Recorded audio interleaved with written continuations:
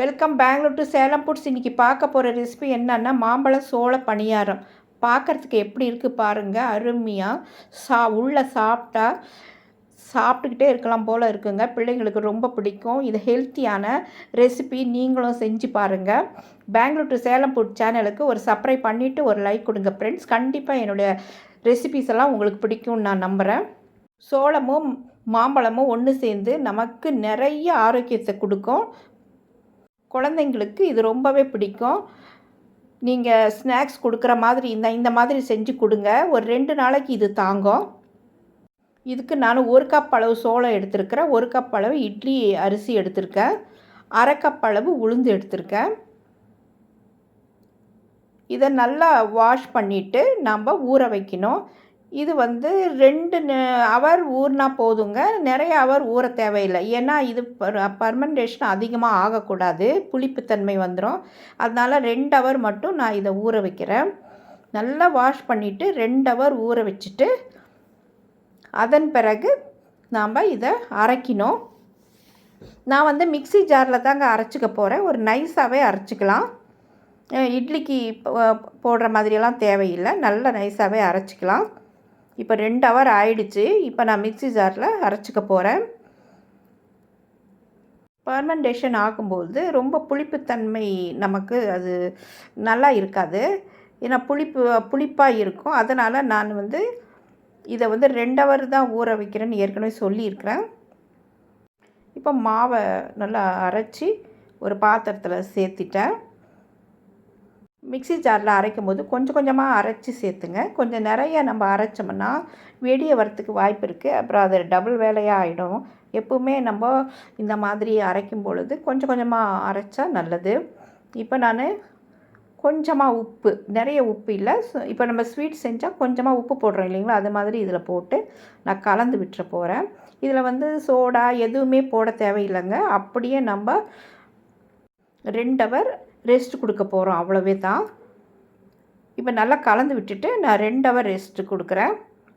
அதன் பிறகு மாம்பழம், ஒரு நல்ல பழுத்த மாம்பழம் 2 எடுத்துக்கலாங்க. தேங்காய் ஒரு அரை மூடி தேங்காய் எடுத்துக்கிட்டேன்.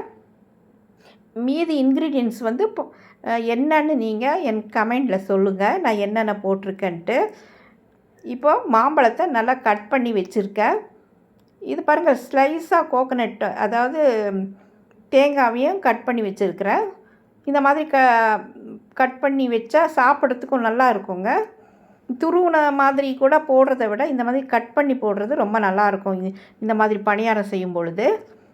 இப்போ நான் மிக்ஸி ஜாரில் அரைச்சிட்டேன். இப்போ பாருங்கள், 2 ஹவருக்கே இந்த அளவுக்கு ஆகிருக்குது. இன்னும் ரொம்ப நேரம் விட்டுருந்தால் புளிச்சு போயிடும். அதனால் நான் கொஞ்சம் எடுத்துக்கிட்டு மீதி ஃப்ரிட்ஜில் வைக்க போகிறேன். ஏன்னா இதை இட்லி நாளைக்கு சுடுறதுக்காக, இல்லாட்டி தோசையோ ஏதோ ஒன்று செய்வேன்.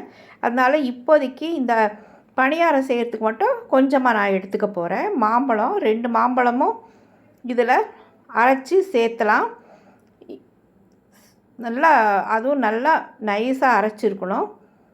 இப்போது இதில் இன்னொரு இன்க்ரீடியன்ஸ் நம்ம சேர்த்த போகிறோம். அது என்னென்னா தேங்காய் சில்லு. இப்போ நெய்லேயே நம்ம வறுத்துக்கலாம். நல்லா வறுபட்ட பிறகு இந்த அதாவது மாம்பழ கலவையிலேயே இது சேர்த்தலாம். கொஞ்சம் நல்லாவே ஓரளவு வறுத்தா போதும், ரொம்ப தீர மாதிரி வறுக்க வேண்டாம். இப்போ அடுத்தது முந்திரி நல்லா ஒரு டேஸ்ட்டும் மணமும் கொடுக்கும் நமக்கு. இந்த மாதிரி பணியாரம் செய்யும்போது இந்த முந்திரி போட்டால் நல்லா இருக்கும். உங்களுக்கு பிடிச்சிருந்தா போடுங்க, இல்லைன்னா அவாய்ட் பண்ணிவிடுங்க. தேங்காய் கூட போதும். இப்போ முந்திரி கொஞ்சம் போட்டு ஃப்ரை பண்ணிக்கலாம். ஃப்ரை பண்ணி இதில் சேர்த்திட்டேன். அது சின்ன சின்னதாக இருந்தால் பரவாயில்ல. முழுசாக போடுறத விட சின்ன சின்னதாக உடச்சி போட்டால் நல்லாயிருக்கும் சாப்பிடும்போது. இப்போது இதுக்கு ஏலக்காய் சிறிதளவு சேர்த்து நல்லா கலந்து விட்டுடலாம்.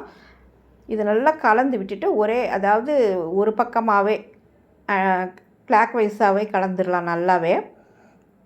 நல்லா மாம்பழமும் இந்த மாவும் நல்லா கலந்துட்டு அதன் பிறகு நம்ம உடனே பணியாரம் சுட ஆரம்பிச்சிடலாம்.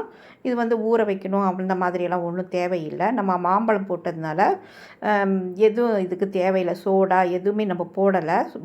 இந்த மாம்பழோடைய சுவையே ஒரு சோடாக்கு சமமானது. ஏன்னா அது ஒரு புளிப்புத்தன்மை லைட்டாக, எப்படி பழமாக இருந்தாலும் லைட்டாக அதோடைய தன்மை இருக்கும் இல்லைங்களா, அதனால் தேவையில்லை.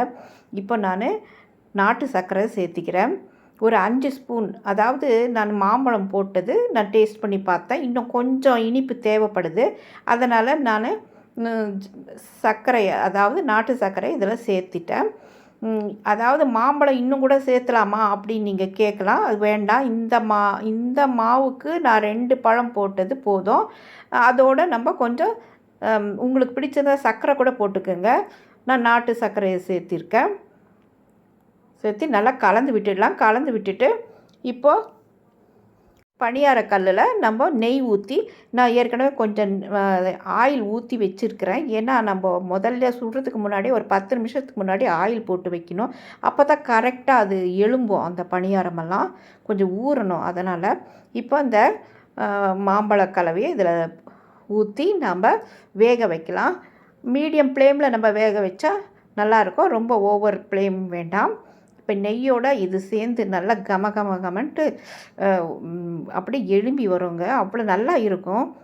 டேஸ்ட் வேறு லெவலாக இருந்ததுங்க. இந்த மாம்பழம் சோள பணியாரம் உடம்புக்கு ரொம்ப நல்லது. சோளத்துலேயும் மாம்பழத்துலேயும் நிறைய ஆரோக்கிய சத்துக்கள் அதிகமாக இருக்கிறதுனால நம்ம இதை அடிக்கடி சாப்பிட்லாம். அடிக்கடின்னா இந்த சீசன்லேயே நம்ம இந்த மாம்பழத்தை சாப்பிட வேண்டியது தான். நமக்கு எப்போவும் இந்த சோளம் கிடைக்கும். ஆனால் இந்த மாம்பழம் நமக்கு 2-3 மாதத்துக்கு மட்டும்தான் கிடைக்கும். அதனால் இந்த அருமையான ஸ்வீட்டு பிள்ளைகளுக்கு ரொம்பவும் பிடிக்கும். வித்தியாசமான இந்த ஸ்வீட்டை நீங்களும் செஞ்சு சாப்பிட்டு பாருங்கள் ஃப்ரெண்ட்ஸ். அப்படியே ஒரு பக்கம் திருப்பி போட்டு வேக வச்சு எடுத்தாச்சு. அருமையாக இருந்தது ஃப்ரெண்ட்ஸ். இந்த மாதிரி ஒரு ஆரோக்கியமான ஒரு ஸ்வீட் ரெசிபி நீங்களும் ட்ரை பண்ணி பாருங்கள். உறவினர்கள் வந்தால் இதையும் செஞ்சு கொடுங்க. பிள்ளைகளுக்கு ரொம்ப பிடிச்சமானது. ஸ்கூலுக்கு அனுப்பி வைங்க. ஸ்நாக்ஸ் பாக்ஸில் இது வச்சிங்களன்னா அடுத்த பிள்ளைகளுக்கும் அவங்க கொடுப்பாங்க. இன்னொரு இதையும் நான் செஞ்சிட்டேன். ரொம்ப அருமையாக இருக்குது ஃப்ரெண்ட்ஸ். சோள மாவில் மாம்பழம் கலந்த இந்த பணியாரம் அப்பா அவ்வளவு நல்லா இருந்ததுங்க. தேவாமிர்தம் மாதிரி இருந்தது. உள்ளே அப்படியே ஸ்பாஞ்சாக இருந்தது. லைட்டாக இந்த சோள வாசனையும் இந்த மாம்பழ வாசனையும் கலந்து அது ஒரு வித டேஸ்ட்டை நம்ம எங்கேயோ கொண்டு போகுதுங்க. அந்த அளவுக்கு நல்லா இருந்தது. பெங்களூர் டு சேலம் ஃபுட் சேனலுக்கு சப்ஸ்கிரைப் பண்ணிவிட்டு ஒரு லைக் கொடுங்க ஃப்ரெண்ட்ஸ். தேங்க்யூ ஃபார் வாட்சிங்.